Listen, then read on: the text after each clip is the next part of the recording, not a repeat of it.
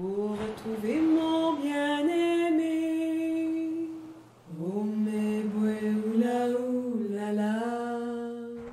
Le récit de l'écho de l'écume, c'est l'histoire d'une femme, une musicienne, une espèce de coureuse des grèves. Et elle va faire la rencontre de son alter ego.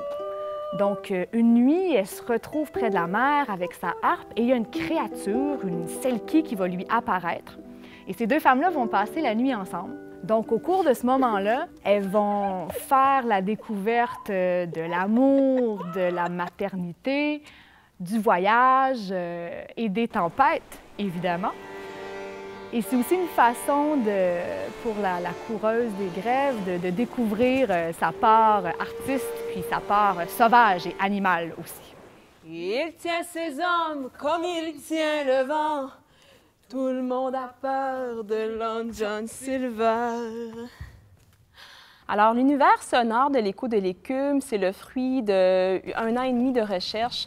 On a commencé en allant à Saint-Pierre-et-Miquelon, où on a rencontré des vieilles dames qui nous ont légué des anciennes chansons de bateaux de pêcheurs. Petite galiote, toi qui vas dans ces îles. Petite galiote, toi qui vas dans ces îles. Alors, pour le mouvement, on tente vraiment de ramener dans les éléments du spectacle et dans les corps les explorations qu'on a fait, entre autres, aux îles de la Madeleine, que ce soit des danses sur le haut des falaises dans le vent ou près de la mer le matin. Puis vraiment, c'est d'arriver à incarner corps et âme toute la liberté, l'immensité, puis la fougue que la mer nous a transmise. Au niveau des inspirations du spectacle L'écho de l'écume, ça se passe sur le bord de l'eau, donc on est plus dans un univers où les coques de bateau, les vieilles épaves, les matériaux un peu bois brut, mais on est aussi dans un univers d'espace atelier, donc tout ce qui est chevalet, peinture, pinceau. On a aussi fait plein d'échantillonnages sonores, donc des bruits de drisses qui claquent sur les mâts, du clapotis sur le bord des quais. Alors, on va utiliser tout ça pour créer la trame du spectacle.